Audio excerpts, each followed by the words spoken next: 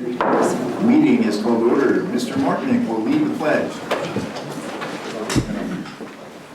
I pledge allegiance to the flag of the United States of America and to the republic for which it stands, one nation, under God, indivisible, with liberty and justice for all.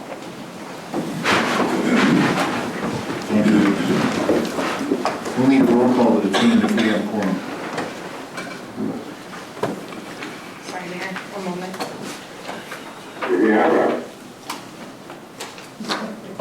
Ron Fruit. Here. Karen Tepley. Here. Tom McCarthy. Here. Rachel Schultz. Here. Douglas Martinick. Here. Melanie Walters. Here. Steve Downs. Here. Brian Cairns. Here. Thank you. Has this meeting been properly noticed? Yes. Wonderful. Next on the agenda is approval of the agenda. Once the council's had a few minutes to review it, entertain a motion to approve.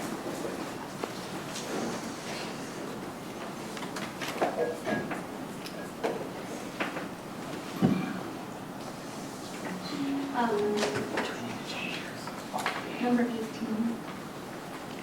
All right, 18 needs to come off tonight.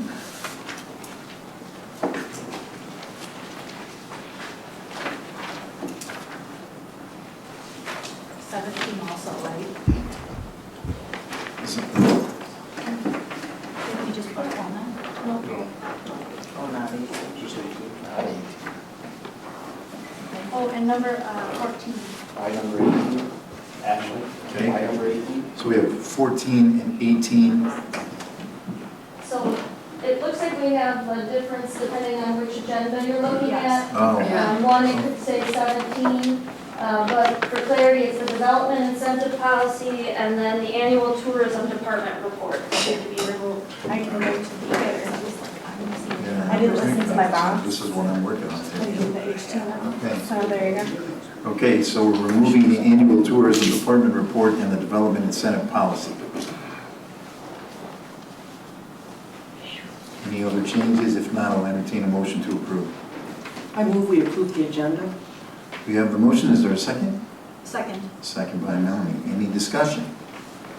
Hearing none, all in favor of approving the agenda, please signify by saying aye. Aye. Opposed? Motion is carried. Next up, approval of the minutes. Once the council's read through those, entertain a motion to approve.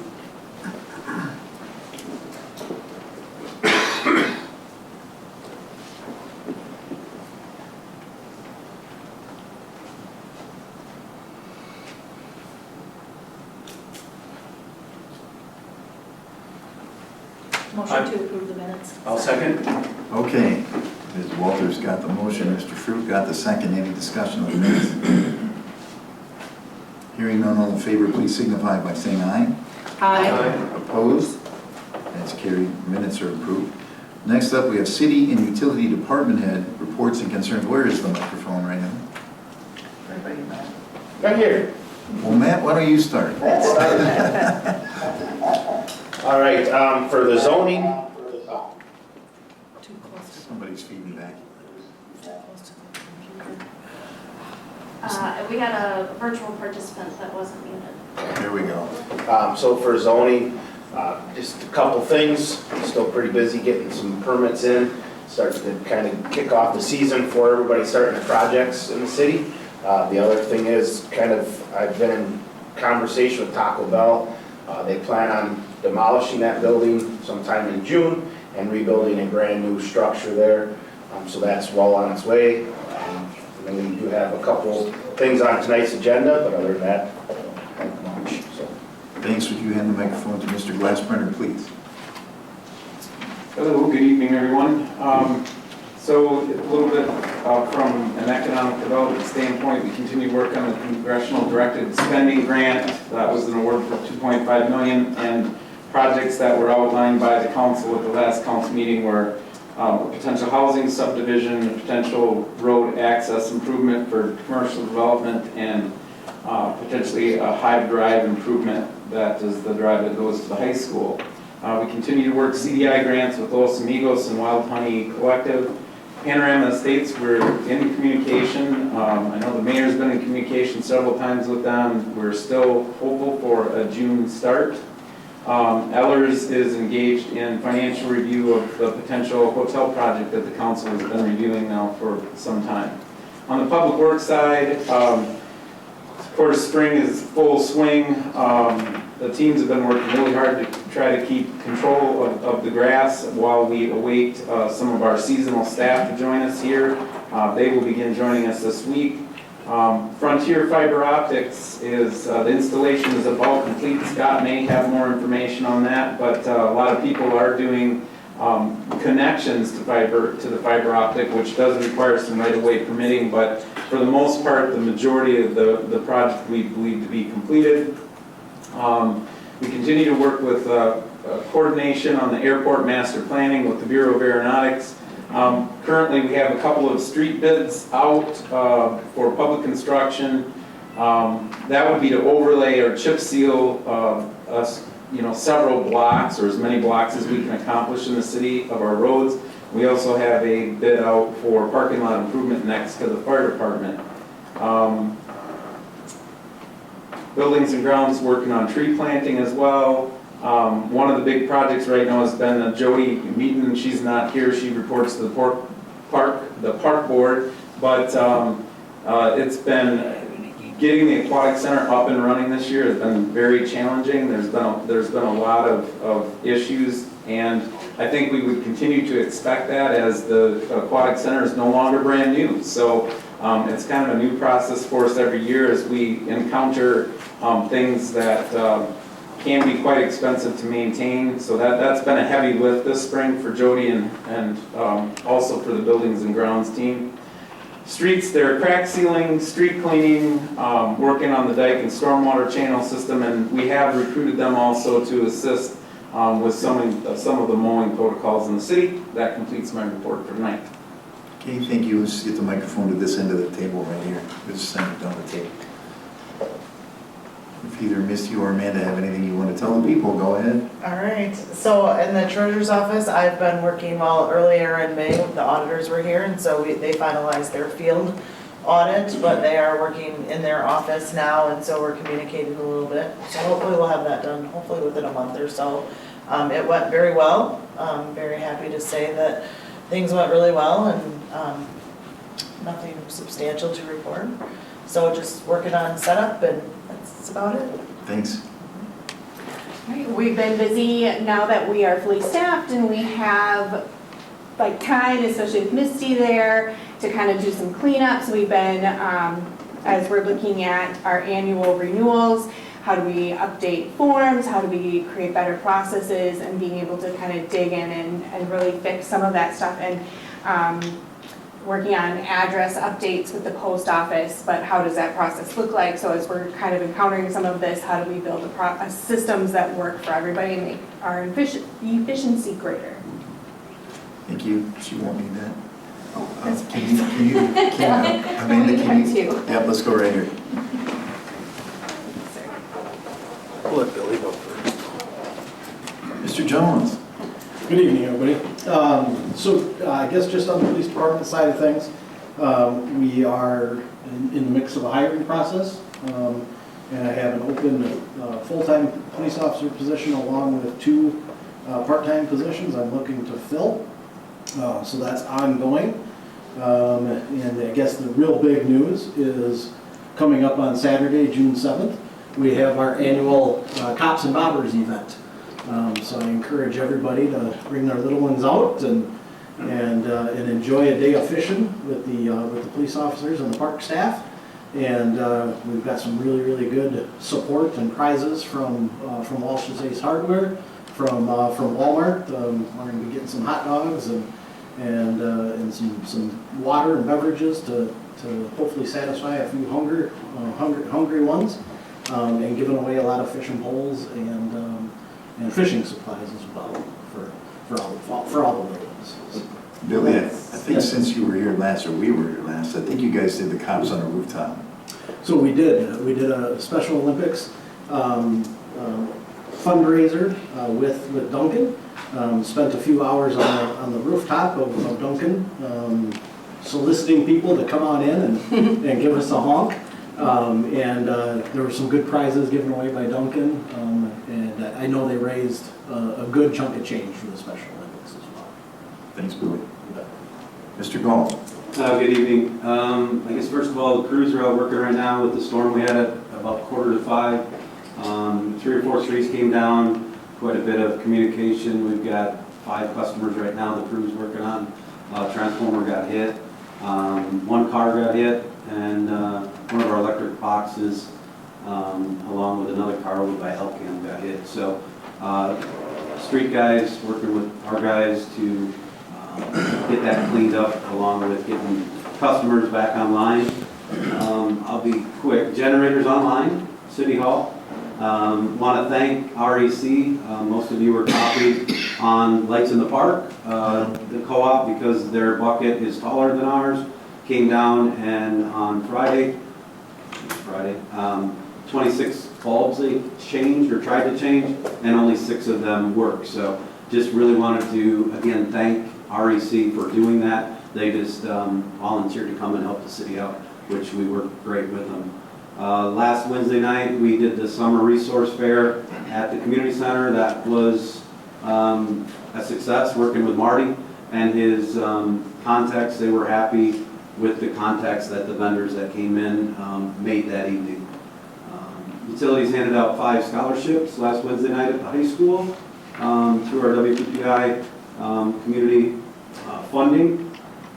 Electric and water continue to partner up and put AMI meters in. That's going well, working with the DOT for next summer's project.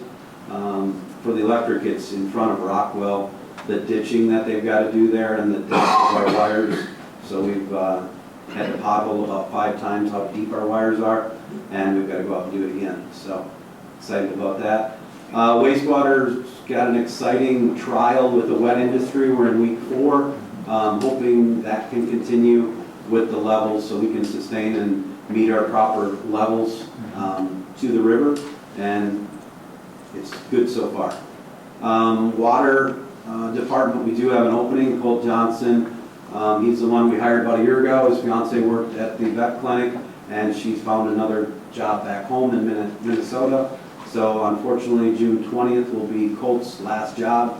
The job is posted and closes June 11th. So if interested, please get applications in before June 11th. And I guess one other thing, Frontier you mentioned. The bore crews are not here right now, so locates are down. They've got from 6th Street out towards the campus to do, but they've got to get some permits to go underneath the river. So crews right now relocated to another community. And that's, I think, all I've got. Thank you. Ms. Pillow. A couple of quick updates from the library. June is upon us and the summer reading program is underway. You can find out about the reading challenge and all of our great summer events on our website, on our social media, and WRCA community calendar. We are currently obtaining proposals for the seal coating of our parking lot, and we're also taking a look at our front porch stoop concrete and the railings that are in need of some repair and refurbishing there, and I've been talking to the director of the works and city administrator about that. And landscaping work is in progress in front of the building. Thank you. Thank you. Ashley. Tonight, I just would like to use this opportunity to recognize what a difficult time of year we're in. It's beautiful, it's wonderful, but for our employees, they have an immense amount of work, so I just want to take a moment to thank them and recognize the amount of collaboration that goes on right now. And I think this year in particular, we're seeing more collaboration than we ever have, whether it's between public works and utilities or zoning. There's just so many departments that we have working together that we haven't seen in this way before. We recognize that we can't be siloed, that we need each other, and so it's just been really amazing to watch the coordination and the collaboration and really getting through a very difficult time, making sure the cemetery looks good before Memorial Day, setting up for various events, all of those things that this time of year we just get hit really hard, and the staff, they're doing an amazing job, so thank you. Thank you. Okay, mayor and older persons, committee, commission, board reports and comments and/or items to be discussed at a future meeting. We'll start with Karen Temple. Nothing tonight, Mayor. Tom McCarthy. Rachel. Well, I would just like to say I attended my first natatorium board meeting, and I think there are 3 things I would like to mention from that meeting. One of them is that the Richland Center is working with an innovation grant to study the operational improvements and to help develop a sustainable growth pattern in the future. And while that is going on, the county is working with venture architects on facilities assessment. So I thought that was a really nice pairing of activities for that area. And the second thing I wanted to mention is that they are the recipients of 3 grants. One from the American Canoe Association, $3,000 from the Campus Foundation. But the one that I found most interesting was a $10,000 grant from the W.R. Floyd Sowie Foundation, which will be used to offer swimming lessons to 3rd graders in the school district, including transporting them back and forth. And everybody should learn to swim. And it's a wonderful opportunity that the school district will be coordinated with. I believe Mike Hardy worked on that. Is that right? Yes. And the group he worked with when he was Parks Director in Baraboo, I think. Yes, that's what I believe. Thank you, excellent. Ms. Walters. Nothing tonight, thank you. Mr. Martinick. Nothing tonight. Well, we're going to make Get my you. feet wet. Guess what? Yes, there is. You have to introduce yourself, sir. Tell the people who you are, sir. I'm the new appointed alderman for District 8. District 3. I'm sorry. You're in Anyway, so this Ward is my eight. first council meeting. I've been to 2 board meetings, one tonight, one was last night, so that's been very interesting. It's just to get my feet wet and to know what's going on, see what's going on. I've been studying for about 4 days all the previous minutes of meetings, and so that's been very helpful, I think. So I'm glad to be here. Hopefully I can help with a lot of different things going on. So. Welcome aboard, sir. Thank you. Mr. Downs. Nothing tonight, Mayor. Mr. Cairns. Nothing tonight, Mayor, thank you. Ron Fruit. Just one note from public safety, looking ahead on the year, we've talked about trick-or-treating and Halloween. And our community, I think, has some wonderful opportunities, particularly thanks to the park event that was so well attended. Looking at that and what the fire department has done, which has simply been excellent in terms of its relationships with the community. But looking at other communities around us, the trick-or-treating hours have been longer in Richland Center than what they have been elsewhere. So for 2025 and at this point beyond, trick-or-treating in Richland Center will be from 4:30 until 7, as opposed to 7:30 as it was in the past. Thanks, Ron. Okay, I have a couple of things to talk about and a couple of questions here. Billy, quickly on your hire, you're looking for some police officers. I don't know how long the jobs have been posted. How are we doing on applicants, or do we know yet? Are we that far? We've got some applicants in. I've actually talked to a couple of the applicants. It's been posted for about 3 weeks, and we're going to continue to run it and see how it goes. Because I remember from memory anyway, the last time I thought there was a pretty good batch, a pretty solid group to pick through. There was a good group. Yeah. Yes. Yeah. We had 4 applicants last time. Okay, and then Scott, same thing. Are you far enough yet? How are you looking on that one? We've got 3, a couple of them got CDLs, so Okay. positive right now. Okay, excellent. Ashley spoke to a lot of what I wanted to say, and I'm glad she did. I'll start by mentioning the Memorial Day service in the cemetery.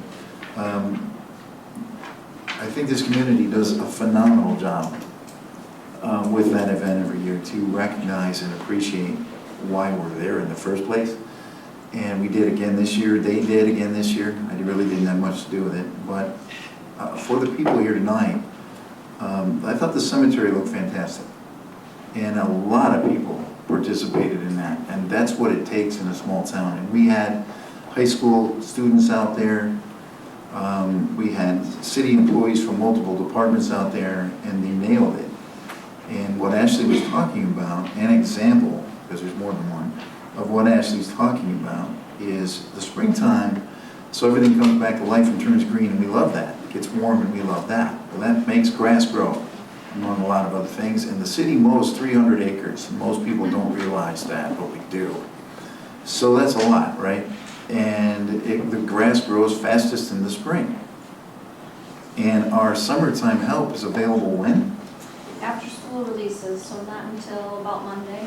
So 6 or 7 weeks of grass going crazy and any weeds that accompany it, we don't have our additional help to trim around utility poles and under park benches and things like that. And so this year, we got aggressive about it, and it's a we. And I know Mr. Williams, the zoning, did you do some mowing? Some mowing, some trimming, yep. Mr. Glassbrenner, Public Works, how about you? Yep.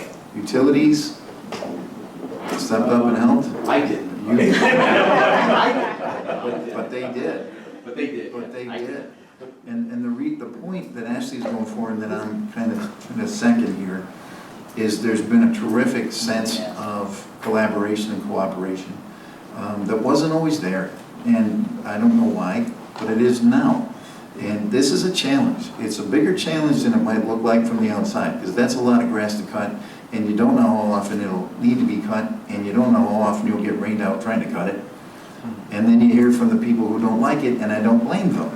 And so in other words, it was an all hands on deck, and everybody showed up. And I know Tiffany Wierski brought a class out from the school. I think they put flags in the cemetery. I don't know. I think they put flowers outside the auditorium. I really just wanted to thank everybody that's been involved in it and commend you for it, because nobody said that's not my job. Nobody said I don't do that. They said, when do you need me and where do I need to go? So thank you, everybody that did that. And then lastly, I want to touch on the kayaking on the Pine River. The people in tourism can help out a little bit. I believe the business that actually exists for that kayaking is under new ownership this year, I think. So Mr. McCauley's not there anymore. The Fry family has it now.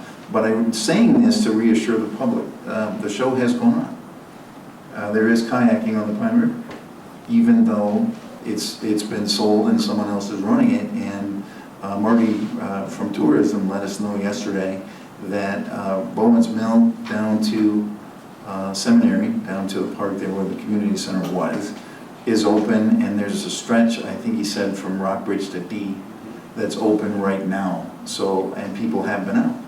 And I want to make sure everybody knows that, because there was some discussion, you know, who's going to take care of the river. Well, again, this is another great answer. I think quite a few people have been trying to help take care of that river. Is that accurate?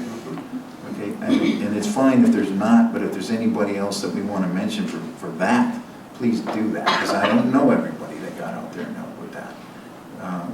Is there anybody else that we want to talk about? It's okay if there's not, I just don't want to miss anybody. I don't think so. I don't think so. Okay, perfect.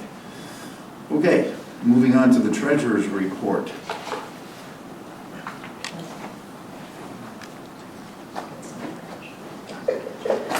Thank you, Mayor. So in the packet uploaded this afternoon was some additional documents that I put together, including the April 30th cash balances report. It's called the treasurer's report, but I call it the cash balances report because that's what it is. So last month you were given the April cash balances report. It wasn't finalized just because of the timing of the month, so this report is finalized. In addition to that, there's a May cash balances report in there. You got it, Amanda? There's the April. And so the May one, the items that are in red there are, we don't have those statements yet, so it's a preliminary one with not all the balances up to date. Those statements don't usually come until the 7th of the month. So I can only update the information that I have, but I wanted to provide you with where we're at in most of the accounts anyway. So that is in there. In addition to that, I've provided some balance sheets. As I said earlier in my report, the auditors were here early May, and they did give some entries before they left. So while we're still working on some things, the December 31st, 2024 numbers are, you know, mid-audit, right? So they're still preliminary, but they're pretty close to final, I would say. So that's just a balance sheet that shows the assets, liabilities, and equity of the city as of December 31st of 2024. anybody has a chance to review that and wants to go over that with me at any time, I'm happy to do that. Next is the balance sheet as of April 30th of 2025. So that's kind of current as we are in our bookkeeping process. Everything falls a month behind. Is it in there? Is it this one? Misty, do you want to mention the difference between? Oh, yes. Yeah, I certainly can do that.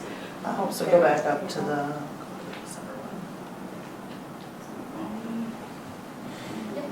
Nope, that's not. So, assets, liabilities, and then, you'll see under fund equity, there's revenue over expenditures year to date. And so what that is saying is how much did we spend versus how much did we bring in? And as you can see there in the, statement, it says that we have a $560,550 loss, meaning we overspent that much money than what we brought in. So initially, when I looked at that, I'm like, well, that can't be right because we were way under budget on everything for expenses, and so we got talking about it. There was a Ferguson land purchase in 2024 for $646,000. And so even though that comes out of the fund balance from prior years, it still shows up on the balance sheet in the current year as part of your net profit, net loss. Right, so we're government, we don't call it a net profit, net loss, we call it a fund balance, but that's what that number is. So in essence, if we pulled that back out of there, we actually brought in about 80,000 more in revenues than what we actually spent in 2024 across general fund as a whole. So that's. Any questions for Missy? And then again, I said that, so the April 2025 balance sheet is in there as well. And that just kind of goes through and shows all of the city's assets, liabilities, and equity.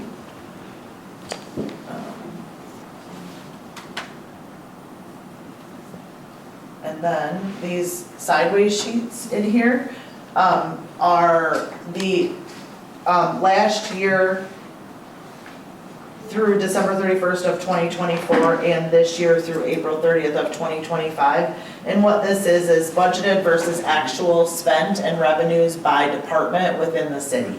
So, I don't know if you guys can see that in, but it's in your packet, and if anybody has questions, it's too hard to go through up here. We don't have the flipper software, so we can't flip the page.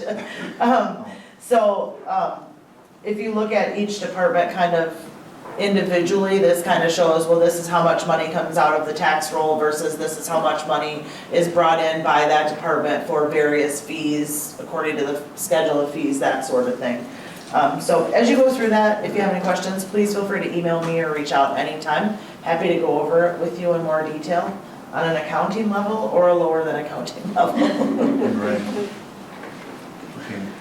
Questions or comments for Missy? Okay, thank you very much. And then the city utility treasurer's report. Have we got any information on that?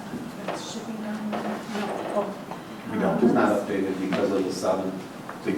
It'd be the same as last month at this point. Okay, that's right. Okay, so there won't be an update there tonight. Okay, if there's no further discussion on treasurer's report, we'll move on to the payment of the bills.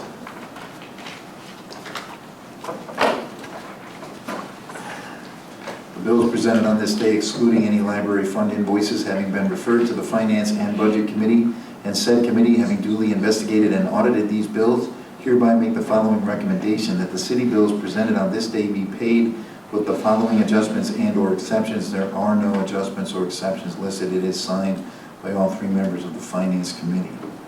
Once the council's had a moment to review those bills, we will entertain a motion to pay them. Motion to pay the bills. Motion for Mr. Cairns, is there a second? I'll second. Second. I'm not sure, Bev, but you were next. Alderperson Schultz with the second. Okay, any further discussion? Hearing none, we'll need a roll call to pay the bills. Fruit. Aye. Tepley. Aye. McCarthy. Aye. Schultz. Aye. Martin. Aye. Walters. Aye. Downs. Aye. Cairns. Aye. Motion is carried.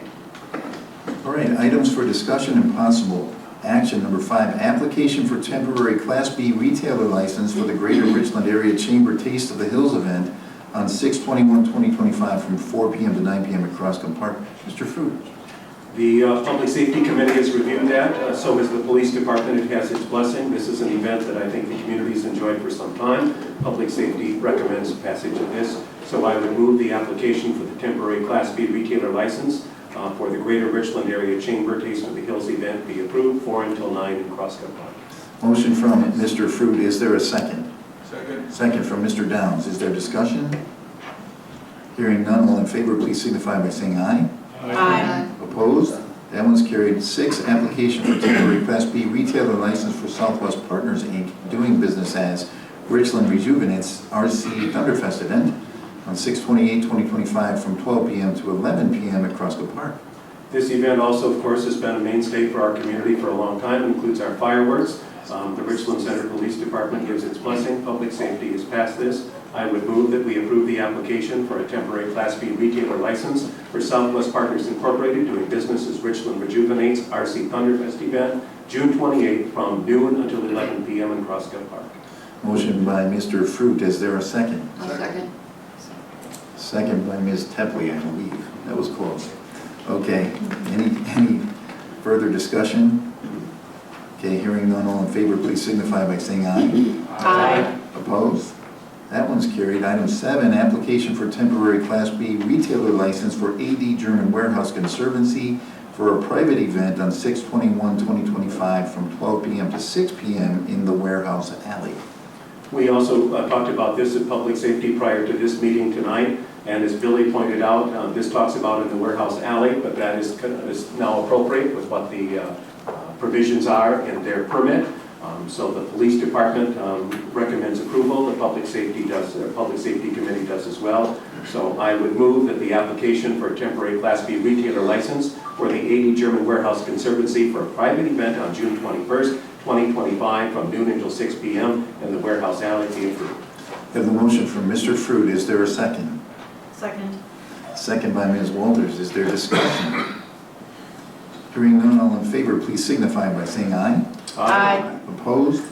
That one is carried. Item 8, application for temporary Class B retailer license for driftless angler and fly fishing show at the Starlight 14 Drive-In on June 6, 2025 from 3 p.m. to 11 p.m. This is an event that is one that we haven't talked about before, but certainly when we incorporated the property there into the city, that changed things. This is something that's gone on before. And so, again, the Police Department finds this to be a good event for our community, and so does Public Safety. I would move that the application for the temporary Class B retailer license for the driftless angler and fly fishing show at the Starlight 14 Drive-In coming up on June 6th, 2025 from 3 until 11 p.m. be approved. Motion from Mr. Fruit. Is there a second? All right, second by Mr. Martinek. Welcome aboard, sir. All right. All right, any discussion? Hearing none, all in favor, please signify by saying aye. Aye. Opposed? That one is carried. 9, approval of alcohol beverage license. We also discussed this. I want to make sure that this is, and Billy, maybe you can help me here a little bit. Is this, when we're talking about this, is this the group of? This would be all right. the class, A's and B's. Yep, the A's and B's licenses. Okay, we discussed this. In fact, it was a big night of Public Safety because we had really stacks and stacks to go through. So in your packet, you have the agenda item data sheet in regards to license renewals, and you'll see the tobacco licenses, the alcohol licenses, the municipal licenses, the operator's licenses. And so in Public Safety, our motion was to move these forward. So my motion tonight here at Council is to approve the presented list of alcohol license renewals contingent upon final review and verification of each applicant's seller's permit and confirmation that their alcohol vendor account is in good standing. Motion by Mr. Fruit. Is there a second? Second. Second by Mr. Downs. Is there discussion? I'll offer some. I served on Public Safety. In springtime, there's a pile of renewals of different permits of all sorts, and this is all alcohol related, but there's others too. And I don't know how long you guys met tonight, but it's not your typical meeting, is it? It was much more, yes. It's your once a year that you have to. Okay, any further discussion? Okay, hearing none, all in favor, please signify by saying aye. Aye. Opposed? That one is carried. 10 is approval of municipal licenses. Mayor, question, do we also need to approve the tobacco and municipal license renewals? That was a part of that agenda sheet. Or When is I that looked at all-inclusive? previous minutes, they approved kind of the tobacco and municipal at the same, So it's in good. the same, All yeah. right. Sorry, I didn't give you an agenda. So at this point, Mr. And, Troop, I believe you could simply state that we're approving municipal and tobacco. And Okay. And operate. And operators, Yeah. so it's all done. There we Okay, go. all right, very good, thank you. Okay, is that your, I'll let you read through it. I don't know if you're, it's a lot. What, the municipal licenses? Yeah, I mean, you don't have to read off the whole list, but I mean, you can still, everyone in the room, and Rod, you can get it on video, you can see the list up there. This covers a lot of ground. It's a lot of different businesses, it's a lot of different operators' licenses, it's a lot. We do have some businesses that have not turned theirs in, so we'll have some at the next meeting as well that we'll have to clean up. So there might be some arcades that you can't play for a couple days. Exactly. I think the overriding factor, and maybe the best comment to make is that it was more a matter of looking through a lot of paperwork without finding a lot of problems. And for that, I think we can be thankful as a community for these businesses doing their best to be able to be in compliance with the rules and regulations put forward. Can I add in here also that we do have licenses that have not always been, like, people will have things like food trucks that they really should get licensed. So we really want to encourage the public to be aware if they're going to have an arcade or have a food truck, that you really need to come in and get your license so that you're covered. And those you won't see here because those go through Billy. But really, we want the public to be aware of those things that you really want to check with the city if there is a permit that you need to get. Okay, then, Mr. Food, is it your motion to approve municipal licenses as presented? It is indeed. There's a motion. Is there a second? Second. Second by Ms. Walters. Is there any further discussion? Hearing none, all in favor, please signify by saying aye. Aye. Opposed? That one's carried. All right. Item 11, preliminary 2026 budget discussion. All right, and we're going to be doing this every month until we get to budget time and get the budget approved. Because what we're going to talk about a little bit tonight, we're not taking the deep dive, where nobody's going to walk out of here with a PhD in budget tonight, but we are going to touch on things that can impact the budget. And for instance, I'll give you an easy example. We were just looking at our treasurer's report just a little bit ago. And you see, among other things, you see how much cash the city has, and you see where it is. So an easy example of something that impacts the city budget. The city has cash in some interest-bearing accounts, correct, Ashley? That is correct. Okay, so for several years, and anybody else that had personal savings in savings account, you know where interest rates were for years. Tiny, very tiny. And then for a little while, they went up. They were doing all right. And city, county, everybody was, yay for us. There's money we didn't think we'd have. I don't know if I want to ask Misty this or Ashley this, but compared, year over year, how are interest rates looking right now? They're slightly lower than they were last year, but we're still in the 4% with our pool accounts. Locally, we're lower than that, but they're doing well. Comparatively very well. And just kind of show, before they ran up, the people on the council really couldn't have projected that that money would be there. Well, it's there now, and then the question is, how long does this continue? So it's just pointing out how things can change year to year. Ashley, I think one of the things that impacted our community in the last year or two, I think the DOT downgraded a couple of our roads. That is true. Okay, and when that happens, that reduces the amount of state aid the city gets, correct? Correct, and it's something that we go through every 2 years, so Director Glassbrenner will be going through that in the near future. So the DOT will review how all of our roadways are classified and determine if any changes need to be made. If there are changes, it'll come before council, but anytime a road gets downgraded, the amount of GTA or general transportation assistance that we receive, it will decrease as a result, but if it was upgraded, it would increase, and unfortunately, we saw decreases. And you find that out mid-year. Mhm. Yep, so again, you have to kind of plan on the fly based on the information you get. When will that happen again? It's this year. It is, I think so. Or is it I think next? so, I think. Yeah, it's this year. So, and it's something that, you certainly want to do throughout the summer, but it's not technically due to the DOT until December. And we utilize a system called Whistler where we put data in on our roads and we're able to catalog information. Okay, and then just some examples, we don't need to make sure we covered the whole list, but are there any things in the current city budget or recent city budgets, things the city's doing that could be done differently than we are? You know, here's where I'm at. People get elected, they get on committees, they get on whatever, and they're reading through what's presented to them. This is what new people do, because how else do you learn? And I think a lot of people don't know what questions to even ask, especially on the budget, because it's such a big comprehensive thing and it's so important. When we were on the phone today, we talked just lightly about it, that issue, and that there are some things that can be done differently. We talked earlier tonight at Finance about how the fire district contract and how money is collected down.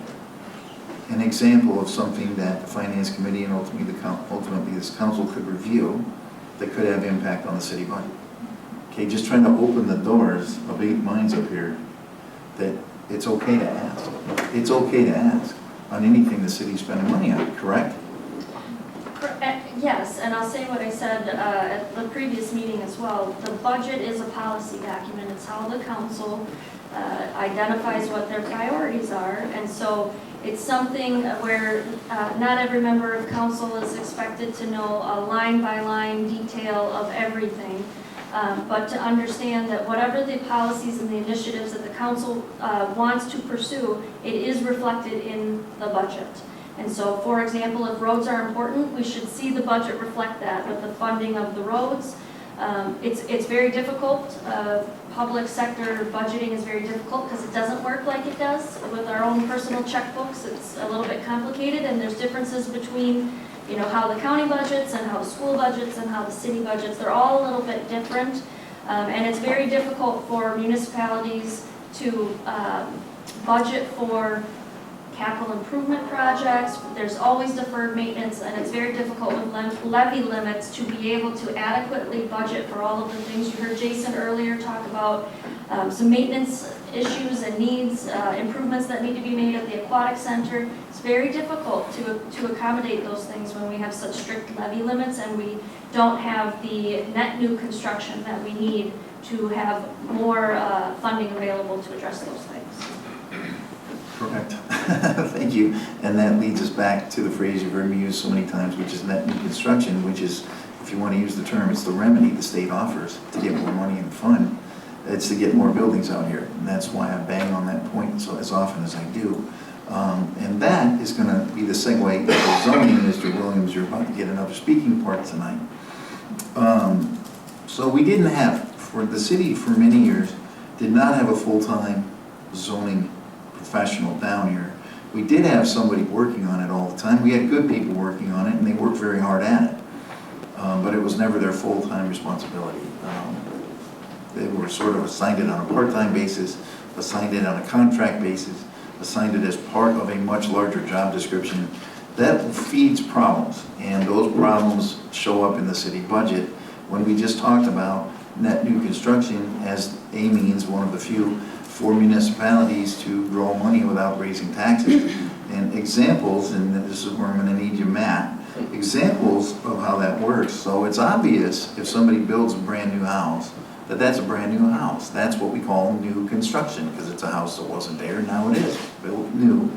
So that the taxes that house will now generate weren't there last year, so that extra money shows up in the city fund, and the county gets money out of it, and so on down the list. Matt, what about if somebody builds a deck on their house and they don't get a building permit? What does that do? That affects the assessment of that property, which in turn doesn't increase the value of the property. Even though they did the construction? Correct. In other words, that cheats every other taxpayer in the county because that was new construction, Correct. Unreported. Do you need a building permit to put a deck on your home? Yes. Mm-hmm. A few other examples, light examples, a fence on your yard? Yep. Driveway, things like that? Mm-hmm. Okay, and is that is not, I'll state it and not ask it, that is not the city picking on anybody. property, and that is not the city trying to make things more difficult than they need to be. That's what the law says. And if we don't account for what gets added, we fail when it comes to net new construction, and this community's budget falls behind. And then you either cut things that people didn't want to lose, or you raise taxes on people who don't want to pay more.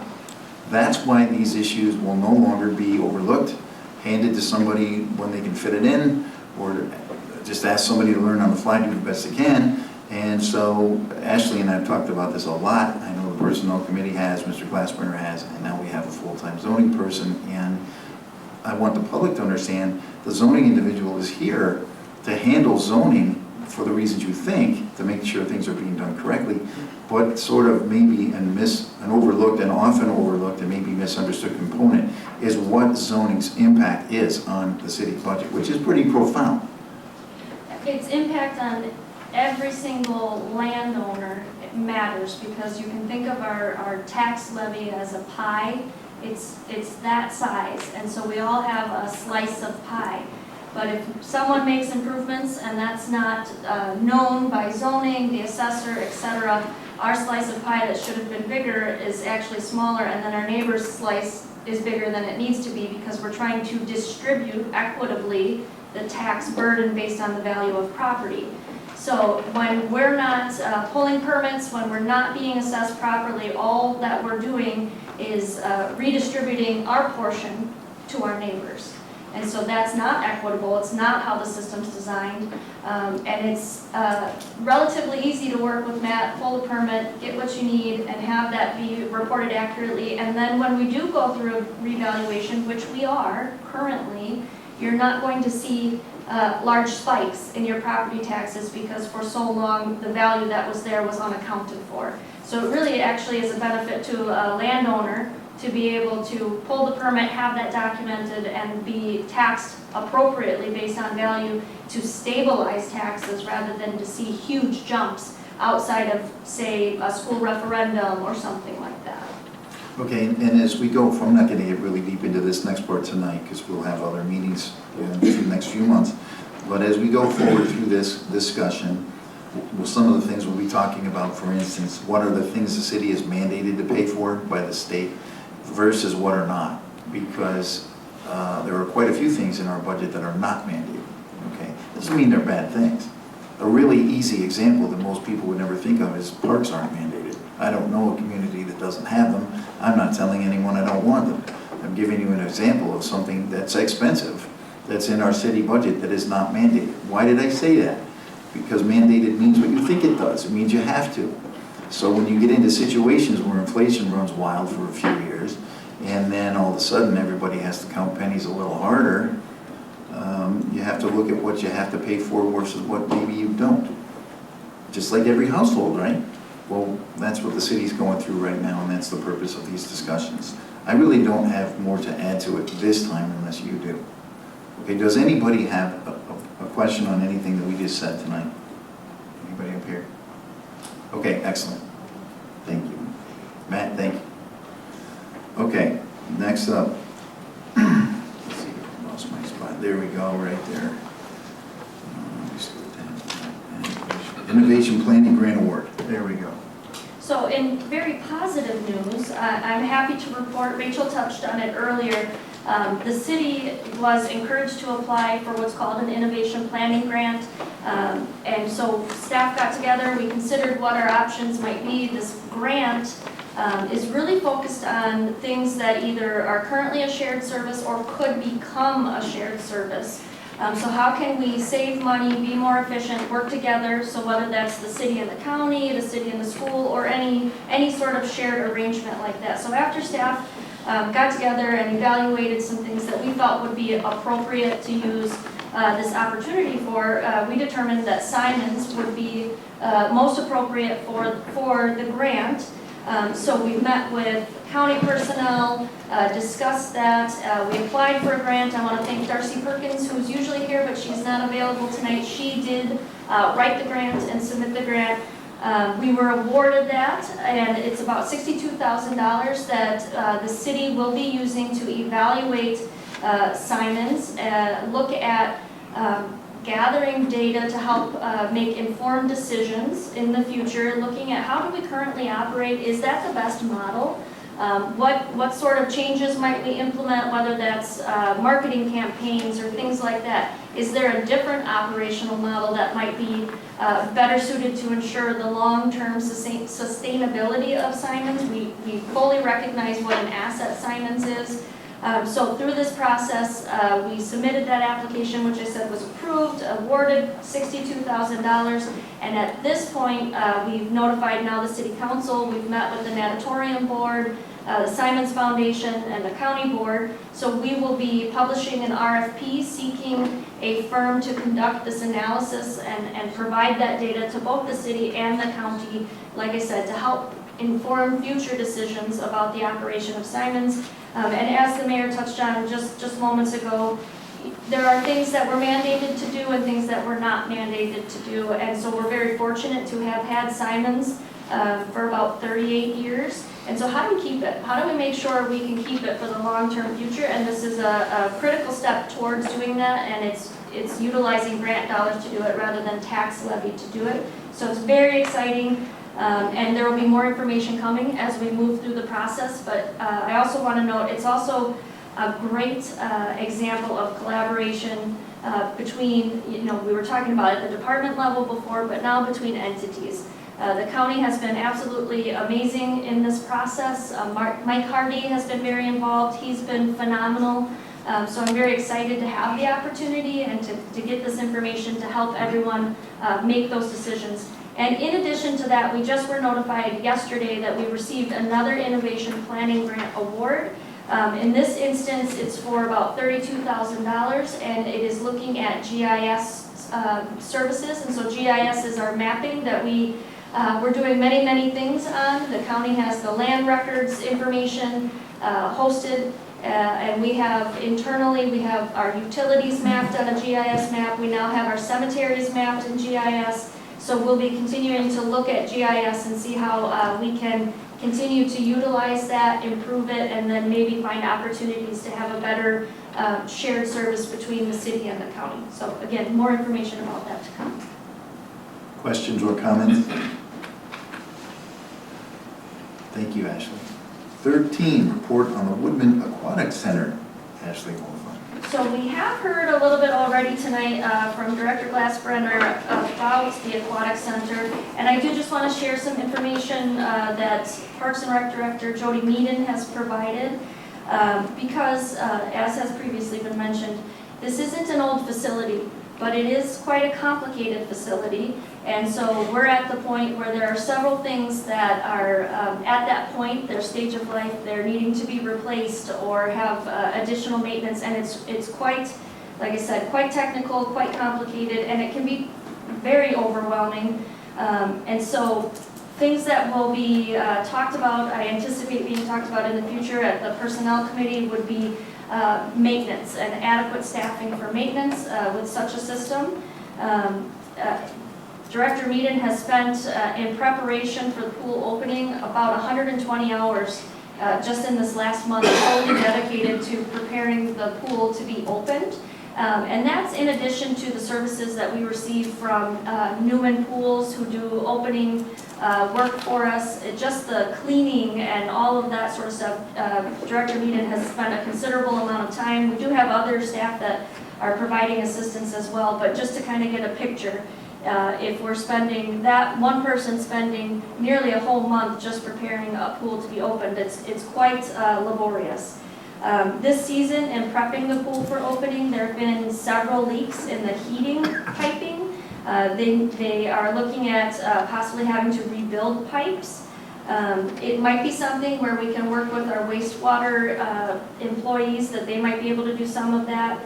We've had chemical controller probes that have gone bad. Those need to be replaced about every 4 years. Right now, the splash pad heater isn't working, so that's affecting being able to turn that on and get the splash pad in operation. There's some plug rusting and things like that going on. There was a fuse out in the chemical control box which affected the automatic chlorine feeder. And that's a pretty important component in regulating the chlorine levels in the pool, making sure it's safe, so that's being addressed right now. The slide, that was recently inspected by a firm. There were some deficiencies identified, which are being addressed as well. They're waiting on receiving a quote for that.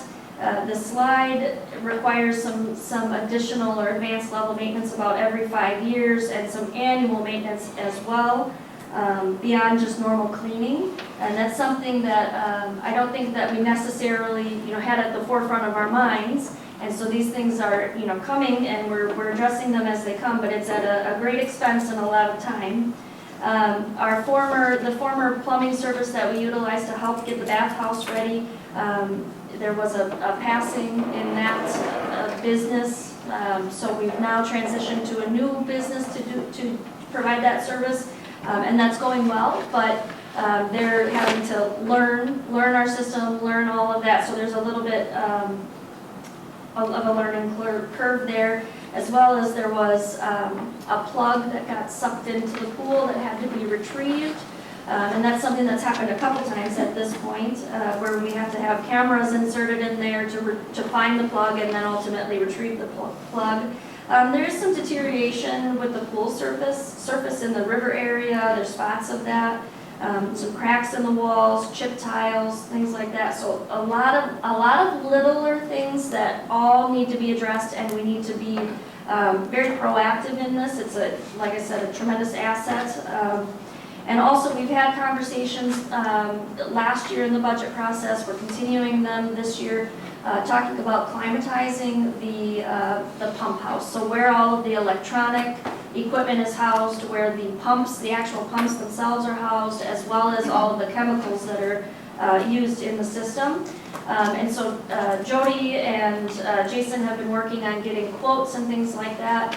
And right now it's looking like around $20,000 to get the minimum level of climatization that would be necessary to protect the equipment from premature aging.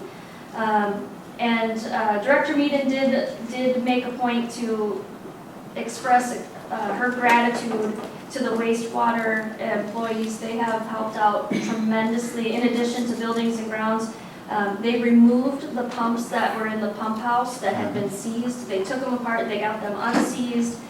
They've just been helping with a lot of this advanced level work that a Parks and Rec director, that's completely a different territory, not in anyone's wheelhouse, but we have staff through our utilities that this is what they do, and so they've been a tremendous help, a tremendous asset to us in being able to do much of the stuff that's been necessary. But again, this is something likely when the aquatic center was being considered and designed, we weren't necessarily thinking about all of these things at that time. And it's been a tremendous amount of effort gone into trying to build out SOPs, have the appropriate maintenance schedules, and make sure we're doing everything we can to be good stewards of that resource. But I cannot emphasize enough how complicated the system is that we have. It's far different than just a rectangle in the ground. And so it takes an advanced level of knowledge, a lot of collaboration, a lot of time, and a lot of money to maintain. Thank you. Well, basically where we're at on that, the aquatic center is an asset to the community and is accomplishing the things it was built to do. However, it has got some fairly sophisticated equipment in there, none of which is inexpensive. And what we've gone through, and Ashley said it really well, we're kind of just at that point. It's, I think sort of a reminder, don't look away, pay attention, because there's a lot going on over there. And like I just said, none of that is inexpensive. So stay ahead of what is to come before you find something broken. And that's what's going on. And to Ashley's point, a lot of people again stepped in to help this process. I had a long conversation with Jody Meaden yesterday, and that's mostly what she had to tell me, is that with every challenge she's had help and people trying to get out there and keep it running. Does anybody have any questions or comments on this report? All right. Next up then would be Finance Committee recommendations and action. Mr. Ryan Cairns. All right. Number 14. I don't know which agenda we're following, so Sale of vehicle equipment. Director Glass-Brenner has identified some equipment, vehicles and equipment we're no longer using. We talked about this in finance directly before the council meeting and agreed that we should sell this equipment. So my motion is to approve the sale of vehicle and equipment. Motion from Mr. Cairns, is there a second? I'll second it. I think second went to Ms. Schultz, that one was close. Okay, any discussion? Okay, we'll need a roll call. Schultz, Aye. Downs, Aye. Fruit, Aye. McCarthy, Aye. Tepley, Aye. Martnick, Aye. Walters, Cairns. Aye. Motion is carried. Thank you. Number 15, phone service for elected officials. Originally, this discussion came up in personnel with Administrator Oliphant and having a work phone, so she's not using her personal cell phone. After further research and recommendation from Mr. Wendell sharing what he uses, Google Voice, it's what? Google Voice? It's a phone number that's assigned to your phone that you can use your personal phone, and it's separate from anything. So if there's a records request or your phone gets subpoenaed in something, it's separate from your personal phone. So it's the most cost-effective and easiest way to protect not only our administrator, but any city officials and workers of the city. So we discussed this in finance, and my motion would be to approve phone service for elected officials. A motion from Mr. Cairns, is there a second? I'll second. Second from Ms. Tepley, is there discussion on this point? I'll just, if I may, Mr. Mayor, I'll add, what Ryan described is, it's an app. It's an app that you would put on your current phone. So you would use your personal phone, but it would be an app on there that has its own assigned phone number that's different from your personal phone number, which allows for continuity. So if you've completed your service, you're done, you would be able to just delete that app from your phone. And then the new person that's elected would be able just to assume that. And so we would have a consistent phone number based on district rather than individual. And as has been stated, it's compliant with open records request. It segregates your personal things from work things, and it doesn't require you to carry an additional device. Further discussion? Okay, we'll need a roll call. Fruit, Aye. McCarthy, Aye. Tepley, Aye. Cairns, Aye. Downs, Aye. Martnick, Aye. Walters, Schultz. Aye. Motion is carried. Thank you. Number 16, financial policy amendment to meet the requirements of 2 CFR 200.302B7. Ashley, would you like to touch on this, please? So we recently went through a compliance review, which you can consider to be an audit of our transit service. And so as a result of that, they review many things to include our financial policy. During the review, they identified that our financial policy lacked language that's in compliance with federal requirements. In the cover sheet, you can see our current financial policy, what it states, and so it's sort of like an umbrella or a blanket statement that says we'll comply with all of the federal rules. And unfortunately, what they've said is that that's great, wonderful, we're glad to hear it.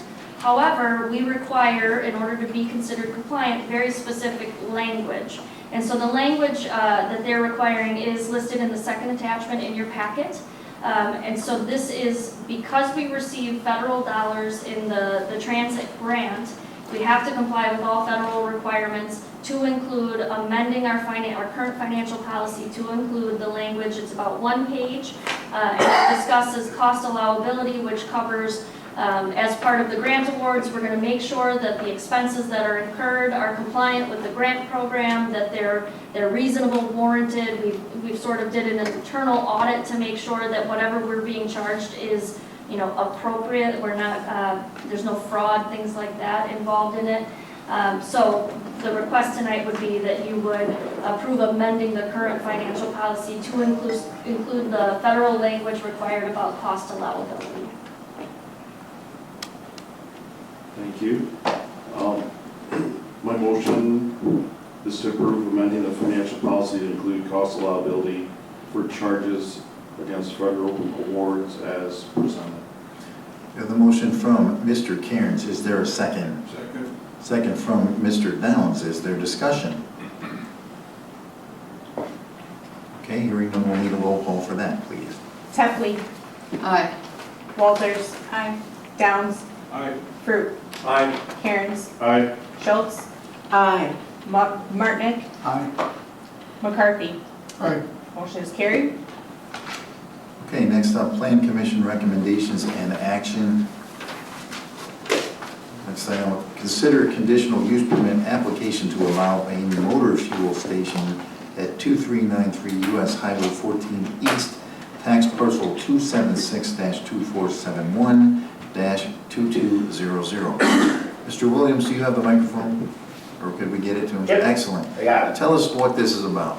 All right, so this is just another one that kind of came up. So they are doing, Quick Trip is doing a project in 2026. It's going to be an addition to the back of their building, just for kitchen area, free up some space throughout the rest of the store.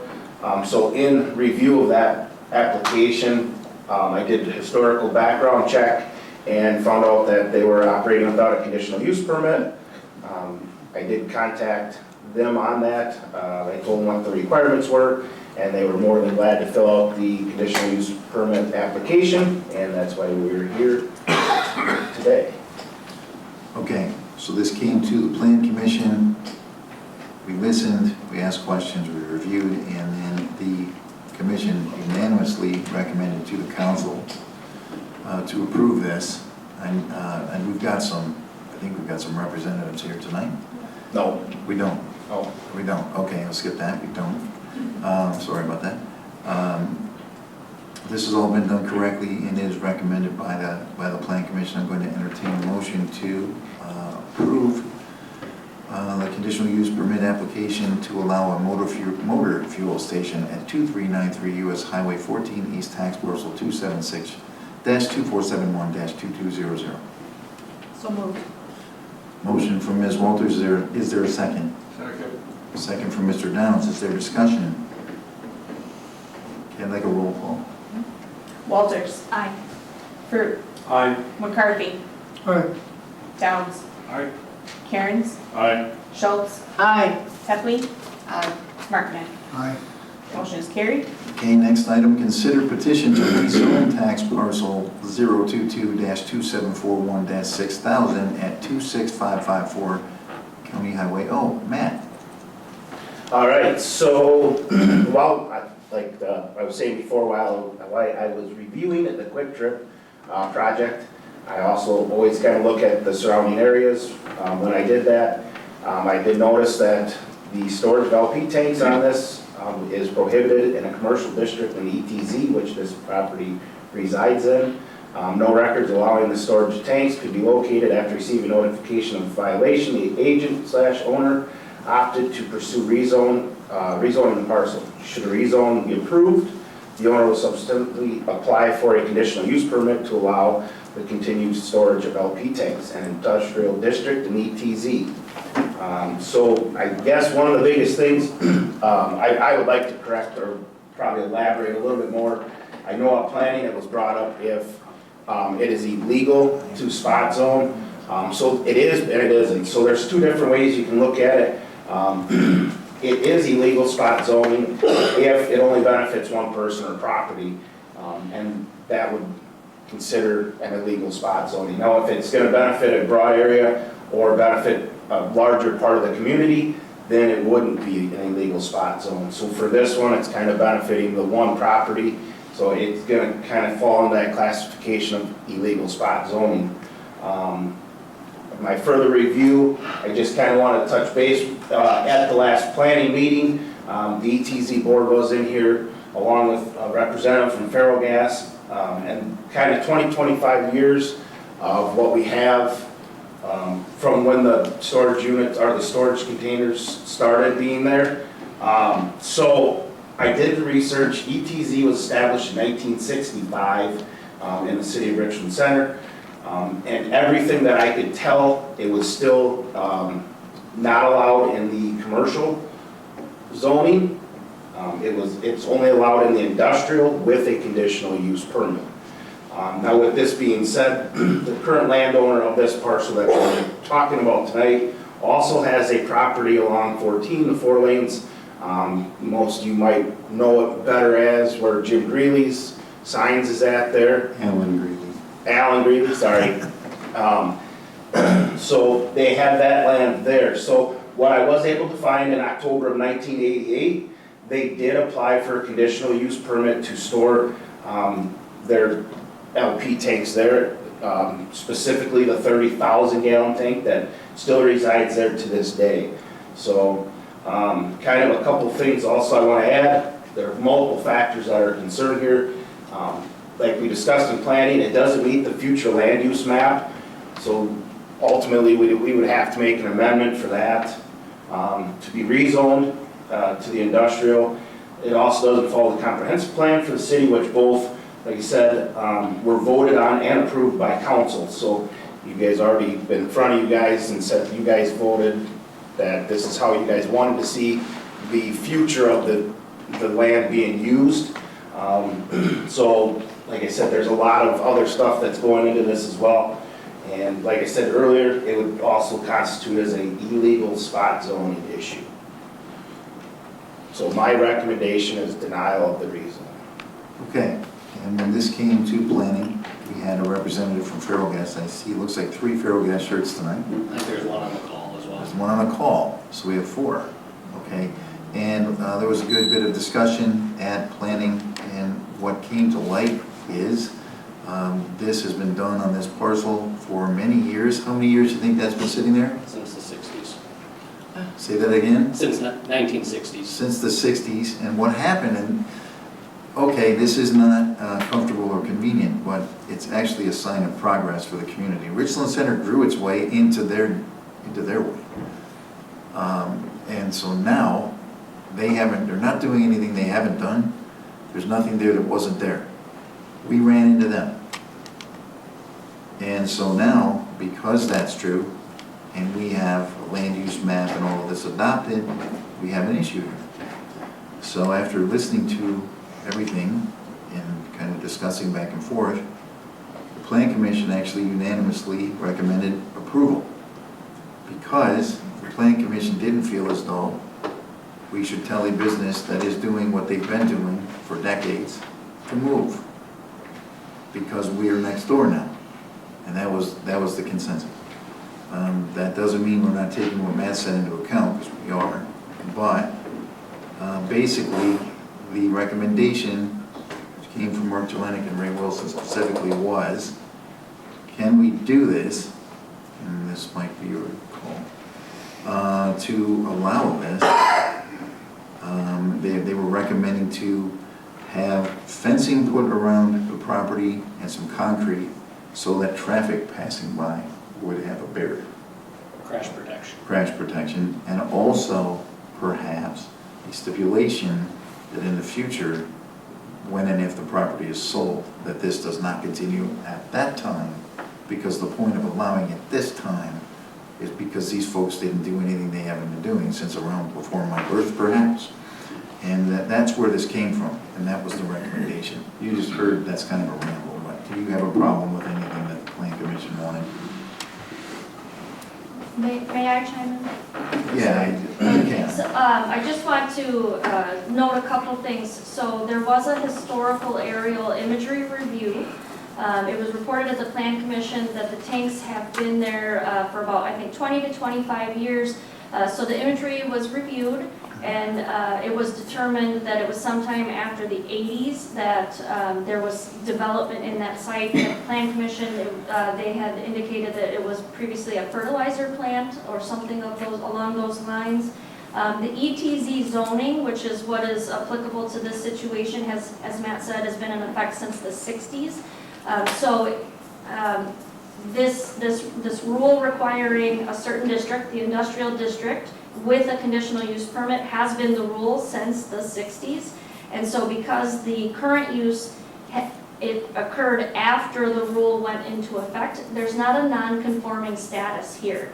And so if this was non-conforming, it could legally remain there and exist as it is. However, because it began after the rule went into effect and a conditional use permit wasn't granted, there is no legal status to allow this use to continue. Just so we have that clear. Yeah, so, can the council approve this? Of course, the council has the ultimate authority over whatever happens in the city. Should the council approve this? No, I would advise against it.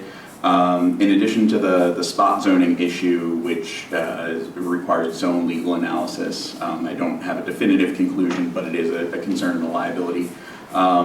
Ultimately, this is the second time in recent memory that there has been discussion of kind of ignoring the law that's on the books in favor of allowing a business to operate because it was there. Certainly we appreciate business owners who have found success and longevity, but the entire point of exercising things such as the ETZ, the zoning ordinance itself, is to ensure that there's a fair and equitable standard that is applied to all landowners within the city and the extraterritorial zone.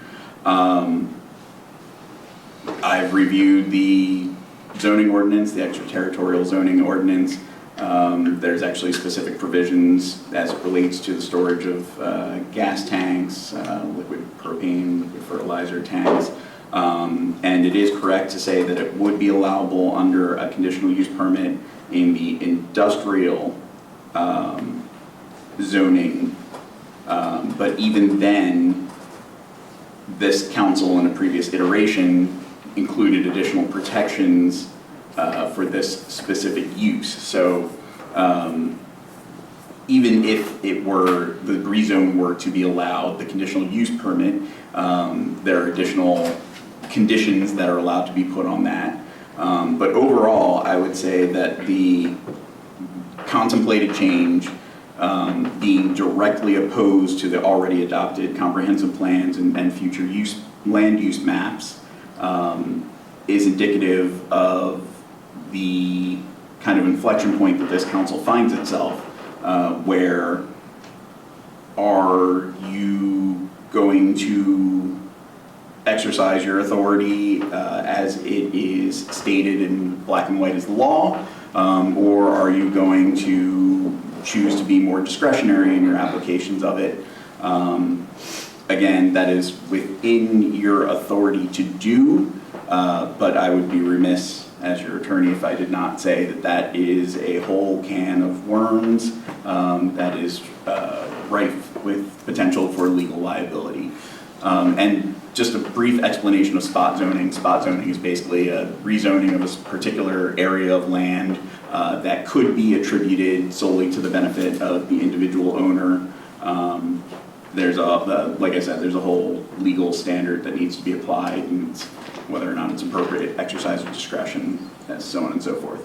And so I would say that should not be the primary concern here.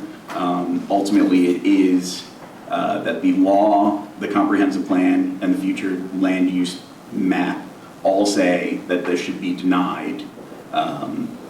But if this council chooses to be, I think it would be fair to say more business-oriented, more friendly towards business, then that is your prerogative.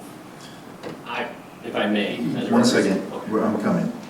Okay, any questions or comments for Michael based on what he just said?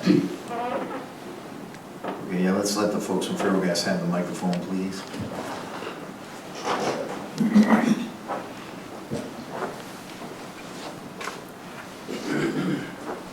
If I may, I would argue that this is actually benefiting the community more than it is benefiting us by having this property there with our capacity to store future customer propane tanks there. It allows us to service the greater Richland Center community and other communities in this area.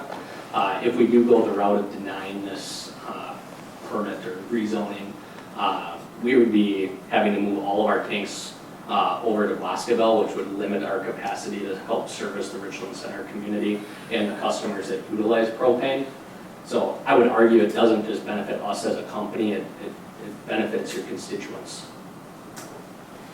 Okay, while the microphone is in his hands, any questions or comments for the representatives from Farrell? Would it be a possibility that you guys could move the tanks to your current We don't have location? the area, the real estate to do that Okay. at our location on Highway 14. Okay, is there any, on this property we're talking about right now, there's tanks there, is there any permanent structure there from you guys? No. It's just, okay, it's tanks. Okay, so you don't have the space where you are now, and if you don't have this space, your space is in Boscoville, is that right? Correct. We would be drastically limiting our capability to take care of customers that utilize propane to heat their homes, have hot water, especially in winters where, like this past winter, where there's allocation and limited propane availability. This is a drastic issue for your Richland Center property owners. How much, whoever knows, you folks are Matt, how many acres is this? What the acreage of this parcel? Does anybody know? I think at 3/4. What is it? 3/4. 3/4 of an acre, thanks. Okay, Karen? So this is in the ET zone and it would need to be rezoned industrial, correct? Correct. Is there any other industrial zoning in that area at all? It's all? I think, and Matt would know better, I think it's right on the other side of the railroad tracks. No, there's no industrial in that area. I would be. It's all zoned either commercial, general, commercial, or res ag. Or what? Res ag or exclusive ag. Okay. Further questions or comments? So I'm just gonna spitball this here, but if they have a piece of property that cannot be rezoned industrial, does the city have a piece of property that's already zoned industrial?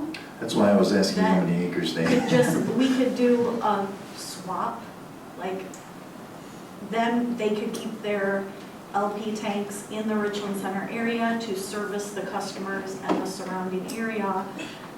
To me, it's just an option, I'm just flipping it out there. That's why I wanted to know what's out there and how much land it is, because same, if there's not a permanent structure and we're just moving tanks, is there a place of similar size that we could literally trade them? And I don't know off the top of my head. I believe our director of real estate is on there, and she would be able to, on our behalf, talk on that a little bit better, if that's where the council wants to go. Okay, and we'll get to that in just a minute. That's exactly what I was trying to sort through too. Other questions or comments?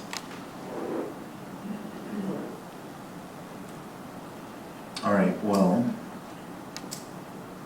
I don't think we need to hear from, well, I need to know what the council wants to do here before I take any further steps. So, again, planning heard it, including the ETZ board. The ETZ folks were not opposed. Mr. Wendell gave you a detailed explanation, so did Ashley, about what the issues are that come with this. And you've heard from Ferrogas. That's in the council's hands. That's where it is. Which direction you guys want to go with this? What's the timeline? I think that's in our hands. Yeah, presumably they would want this resolved as quickly as possible so that they could engage in planning for whatever happens, and we certainly don't want this outstanding.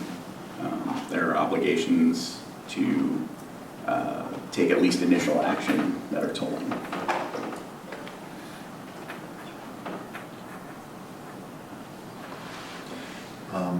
The obvious question I have, is the council prepared? That's a lot. That was a lot to take in. Is the council prepared to say yes or say no, or do you need to think about this a little bit? And that's, I'm legitimately asking all. So approve it so we can discuss further. Steve, did you have a comment? Well, we have some industrial parks here that aren't fully used, are they? There is some available land. Now, could we swap some land and keep this parcel, take over this parcel as a city and give them a piece of land in the industrial park? It's already zoned industrial for their tanks. Potentially, if the city council and the federal gas were agreeable to that. Potentially, yes. Yeah. There actually is still some confusion on that part, because industrial park zoning is different than industrial zoning. So you would have to review the industrial park zoning. However, you could suggest that industrial park zoning is much closer to industrial use than you can commercial general is to industrial. So your uses are more alike, but I just want you to be aware, because I'm the one that oversees the marketing of the industrial park, that set of zoning ordinances is different than straight industrial. Mayor, Yep, go ahead. Jessica Chu, who I believe was referenced earlier, she does have her hand raised. That's fine. Jessica, go ahead. Council. Yep, go ahead. Thank you, council, for considering our request and our special use permit. We would like to do everything we can to comply with the city ordinances, and we would also ask the council to consider the impact of our product. Our product is not just a daily consumer product of over-the-counter items that you might find at most retailers. Our product is an essential product that the community uses, and it's especially critical during the winter times.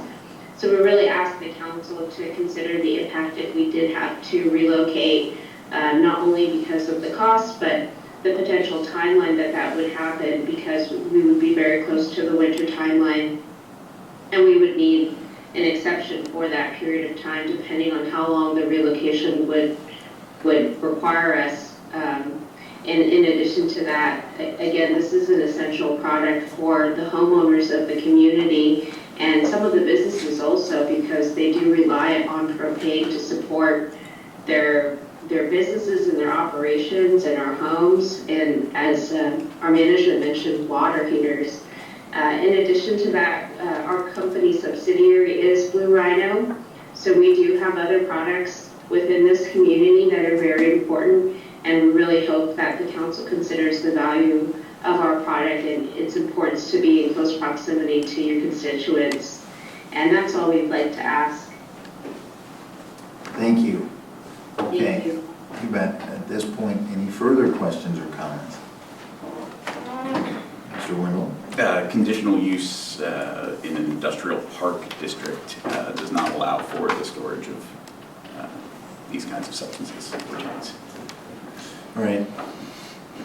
My question to the council is, as I stated once before, are you prepared to make a yes or no decision, or would you like to discuss this further and have some more time to consider? Yeah. Michael, could you repeat what you just said? Yes. So if the entire industrial park, or, that's one of the contemplated parcels that we may end up swapping, and that's for down the line, that's not agendaed for tonight, that would not be allowed under the current industrial park zoning, which differs from general industrial. So they would need a conditional use? No, it's not even allowed under, it is. Not allowed now? So far as I'm aware, and I've looked in specific places, I haven't reviewed the entire zoning ordinance, but so far as I found thus far, general industrial is the only zoning that allows for the storage of the LP tanks. So the ETZ is a conditional use, and if you're in the city, it's actually a permitted use to store tanks there. In an industrial. In an industrial district. So the suggestion, or question, I guess, that Melanie raised and that Steve commented on, if something like that happened, a land swap, I guess, would need to be a parcel within the city zone industrial. Is that accurate? Yes. Okay, there we go. So it's possible, we just have to work that out if that's the direction the council decides to take this. Yes, sir? Is there room behind Greeley's, which is where their tank is located? What is that land behind there? Is it It possible? slopes down into a ditch, it wouldn't be suitable for Well, you propane. got the walkway, the path through there, but what about behind that? I would have to see exactly how much of that land we own. But Go ahead, Richard. What I was going to ask is, do we have any suggested swap parcels in mind? Or do we need to have some time in order to look at those sorts of options? It's essentially what I'm asking the council.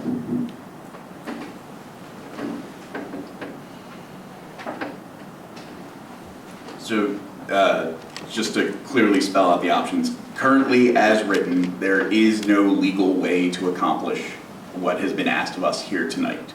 And so your options are to ignore the law, change the law, or deny the rezoning request, or to postpone any decision until later. So those are kind of the four options on the table that I can think of. But again, black and white letter of the law, there is no option for this. There's no workaround. It is, for once, very clear and very thoroughly written, which unfortunately means that it does not allow for a lot of flexibility. Okay, so my recommendation to the council, in the interest of both adhering to everything Mr. Wendell just read off and not harming feral gas, I would recommend postponing a decision tonight so that we can work with feral gas to attempt to find a workable solution. That's my suggestion. If I may present an alternative. Of course. And again, I see things through lawyers' lenses, so if it's not legal, you shouldn't do it. You can deny the rezoning permit application and simply direct Director Williams and myself not to pursue any enforcement action while we attempt to find a resolution. Certainly, I'm not so hard up for billables that I'm chomping at the bit to go after them for this. But that would mean that any decision on this basis is out of your hands, and we can focus on things that may actually lead to a productive resolution. And my recommendation to the council remains to postpone any decision at this point. It's up to you to decide what you want to do. Okay, legal question. So if we deny this, does that pave the way to do what we want to do? Or can it be postponed and then still work on other opportunities? So if you deny it, that opens up the opportunity to the Zoning Board of Appeals and that whole process. And as well, that would eventually trigger a right to appeal the decision to the circuit court, who would determine the enforceability of the zoning ordinance. During that entire process, we would have the opportunity, I imagine we would have conversations, try and figure out a resolution so that we don't have to go down those paths. It seems like everybody here ultimately wants the same thing, and it's just me and the stupid law standing in your way.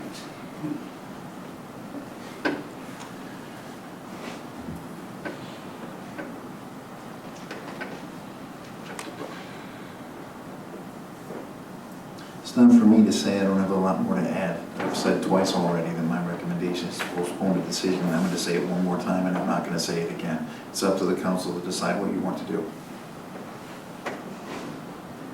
I'd like to make a motion that we postpone the decision and instruct the mayor and attorney and to work with Feral Gas to come to an equitable solution.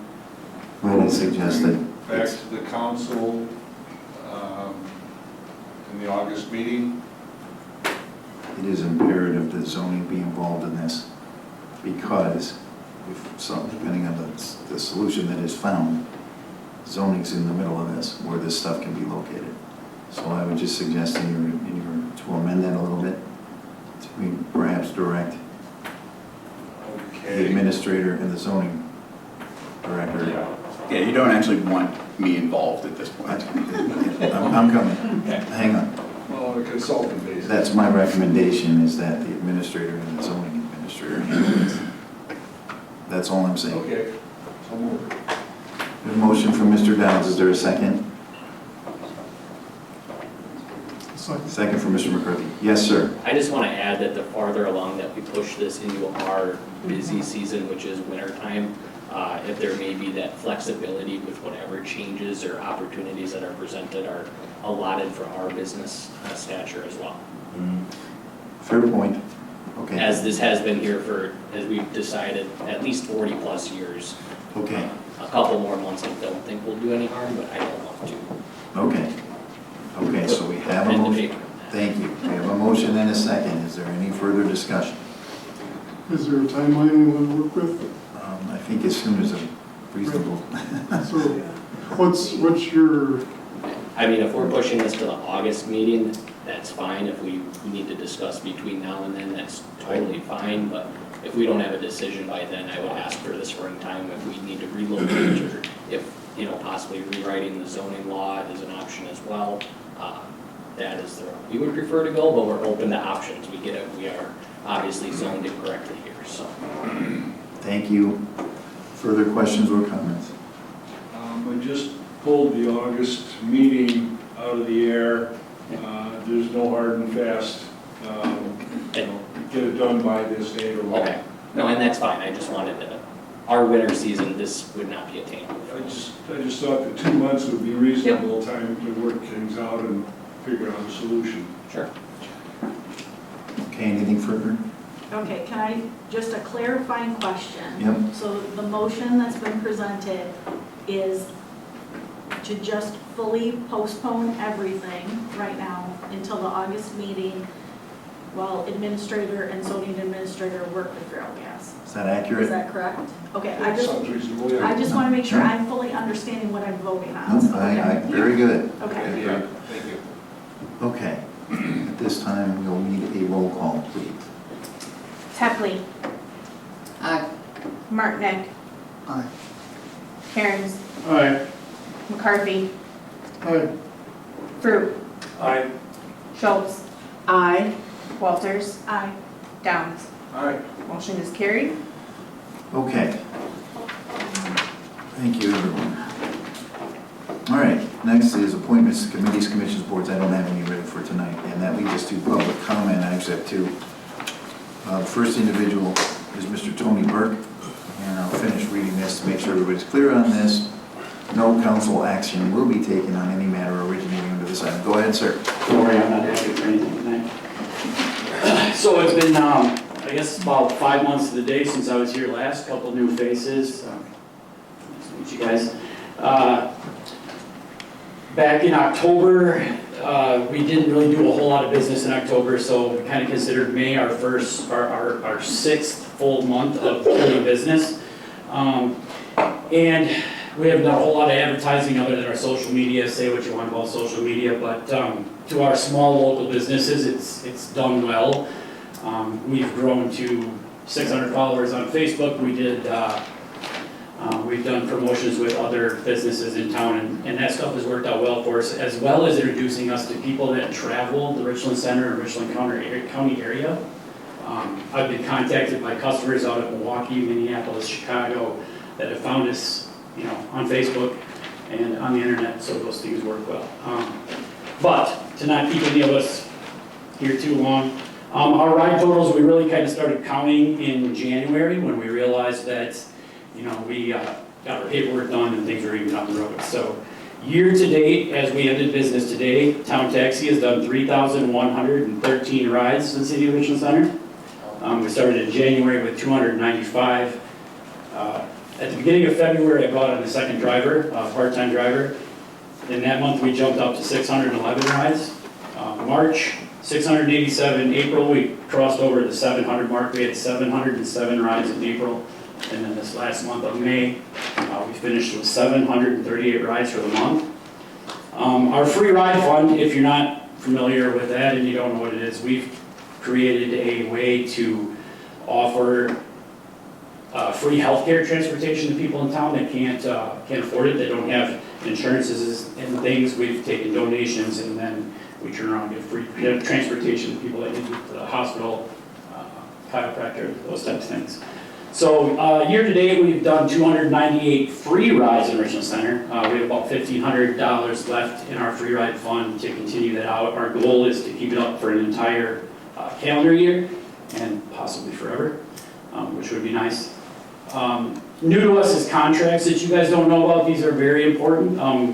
We have contracts with Inclusa and My Choice, which you might say, why do we care? Our contracts with My Choice and Inclusa ensure that Town Taxi operates to their standards, to caregiving provider standards, companies that deal with our customers who are handicapped and disabled seniors on a daily basis. Their care teams come to us and schedule their clients' rides, whether that be a long trip or in town. We also do Madison trips and airport service and those types of things.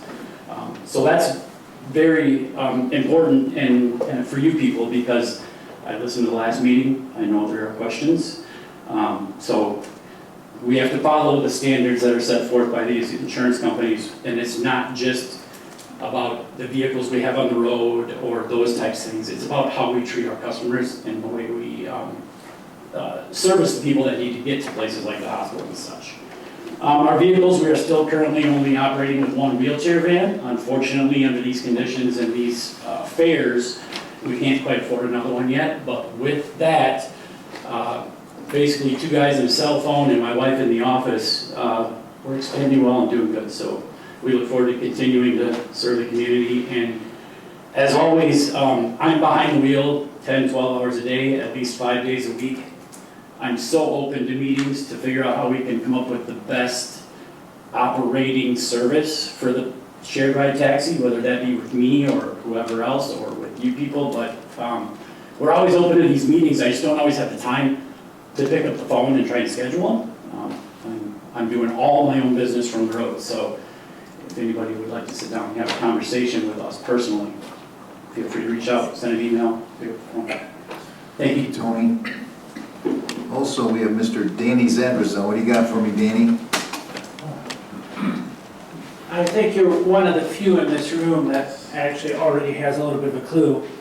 But before I touch on that, following in Tony's footsteps a little bit, I just publicly want to comment as an occasional customer when needed that he has just done a wonderful job helping me get where I need to go in a wonderful manner, and I really want to thank you for that. And what I'm here to talk about tonight, we were talking a lot earlier about the city cemetery, and for those of you that might not know me, and I know a fair amount of you do, I've been a grave digger in a couple of days, it'll be 20 years, and I like history, and I spent a considerable amount of my own personal time up at the city cemetery doing headstone cleaning and restoration work to get them to where they are readable. And I know this isn't the best, but this is a recent example of what one looked like when I started. Okay. And when I finished it, it looked like this. And some of you might wonder how that happens. I have developed a system in the 6+ years I've been doing this now, where I've got some expandable water hoses that look like snakes, as you've seen on TV, ones that I'll hook up to the water spigots of the cemetery, and I will spray a stone down. If needed, some of that growth and that dirty stuff that just attaches itself over the years, I have a hard plastic putty knife that I'll just take and scrape that on, and then I will take a plastic scrub brush, and I'm quite picky about which one I use because it's just the one from Walmart that I use just works better. And I will scrub them down, I'll rinse them, I'll repeat that, and if something is really grimy or just has something unusual going on, and let me tell you, that will happen. I will repeat it as necessary, I will adjust it, I will bring in more resources as necessary. And if I had to estimate to date, I've done anywhere between 300 and 700 in the 6+ years that I've been doing it. And it's been really enjoyable. I mean, some of the names you learn, you know, some of the history I've discovered because I've gone to our wonderful history room and looked that up. It's just been wonderful, and I've really enjoyed the opportunity to do that. And the Parks and Grounds guys, I love you guys. You have done a really wonderful job this spring. Thank you for that. And I wanted to share that activity with the council just to say that, I mean, yeah, I do it, but it's an enjoyable activity that so many people could do, because if we don't do our part to help take care of these folks that have gone before us and help pave the way for what we have now, what are we going to expect people to do when we're residents up there, or at Bloom City, or at Pine River, or wherever we may end up? Can I ask you a question? Yes, Todd. I know you do a lot of work in the Richland Center Cemetery. Are you doing this in other cemeteries as well? Yes, I have branched out at request to a number of other cemeteries. I had a friend from the city that had a burial coming up, it was a year ago, I think it was, up at Lloyd, so I've gone up there. I've gone down to my hometown of Avoca. I'm on the board at Pine River Cemetery next to Ferrellgas's lot there, out by Walmart. And then I also serve on the county, Richland County Veterans Monument Committee as well, which we do fundraising and get headstones made for veterans that have nothing. And one of the easiest to find, should any of the council wish to see them that might not have seen them, Salutis Drive, which is just off of 8th and Park. They're at the cemetery on the left-hand side of that. Not even hardly a third of the way up, I think. There is one of them there. It's on a gray square cement base, and it's a hard plastic or polymer or whatever exactly that is, countertop material that we work with Foggy Bottom Woodworks to make, and Ken adds out of Christie Sunnyside does the basis for us. And I mean, through as many years that I've been doing all these things, it's just, it's an interesting thing to do. And I would really encourage people to take the time, even if you don't do the things that just get out, explore, look at the history. I mean, we have people such as Ada James that are here. We have Governor Vernon Town. There's a couple off the last corner going out to the fair, which I was found just by chance working up there. Their last name's Christmas. And yes, I did verify they are real people. I thought it for the longest time it was a joke. And the other thing I want to make mention is most of this, it's all my own time, all my own effort. The only support that I've received over the process of this, and Todd, I'm going to point you out a little bit here. Mayor Todd and his wife have been very gracious in storing my supplies for me so I don't have to lug them from downtown clear to the cemetery every time I go up there. I really appreciate you for that. And the last several years, I also want to issue a thank you to Marge Olenek and the Pratt Funeral and Cremation Service. When I get up started every season, or the last couple of seasons, he has been very gracious in making a small monetary donation to get some brushes and soap, which usually supply me for most of the season, depending on how energetic I get. Danny, I'm sorry. Because you just said something I was going to point out. Okay. No, I'm glad you did. Because Danny stores a lot of his cleaning supplies at my house, which I get no credit for because my wife did that. I know how often he's up there, and I can't believe it. I mean, it's unbelievable. It really is. I'm not going to guess on the hours you put in. So the public can't see Danny's phone when he held it up and showed us a stone that he found that was basically unreadable. And when it was done, and it's remarkable. It's just remarkable. Does anybody disagree with that? It doesn't really require a lot of effort. It just requires the time. And like that first stone that I showed you, one thing I will make mention if anybody decides to explore this or try this for themselves, This particular stone type is a very old stone type. It's more of a, I believe, a sandstone. It is very brittle, very incredibly frail. So if you do decide to try this out, please be very careful with those, because as you can tell, it's been broken and repaired. And the other one I was going to make mention of, just to illustrate the one other type, and then I won't take up much more of your time, I promise. This is a very common type of gray granite footstone. And those tend to shine up like pretty pennies, as I lovingly refer to them. And this gentleman, it turns out, was the founder of our Mason Lodge, which I don't specifically seek out people. I just go up there, pick a spot, and go. And you do. I do. I've seen you over there, I'm not gonna count how many times. Danny, I'm gonna stop you just for this, just to let you catch your breath. Yep. But you're just very passionate about this. I am. You've been doing it for years. Yeah.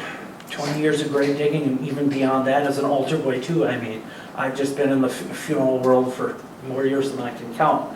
But it's really something that... So you just listed off, but just how many hundreds of stones are you guessing? Just guess. If I had to look back at since I actually started kind of loosely tracking it a few years ago, anywhere between 300 and 700. Okay, and 300 to 700, okay, several hundred is fair. And most of them complete strangers. Yeah, very, very few of them I have actually known. I mean, I did, my 5th grade teacher, Agnes Canals, is up there. I do have a relative or two up there that I've gone and done, but most of them, I don't have a clue who the heck they are. Danny, I don't even, how many hours, I'm not gonna put it, it's crazy, and days out there with such commitment. I mean, that's craftsmanship. That's what that is. You're bringing these unreadable old markers back to life for the people that they represent, people you never knew. And I just want to thank you, that's all. I just want to thank you. The dedication you have to this is really wild. It just is. So hold on. Okay. I made the mayor laugh, yay. Danny, thanks.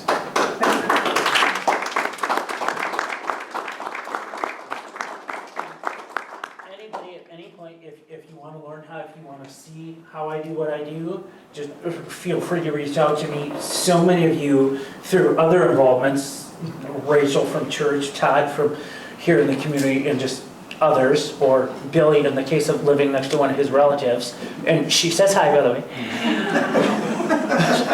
She made me promise to say that the next time I saw you, so there you go, I won't get in trouble now. But it's just been really incredible. And if you guys want to see how I do what I do, or learn how to do it so you can apply it wherever you might have people, I am more than happy to meet with whomever would be interested in that at any point.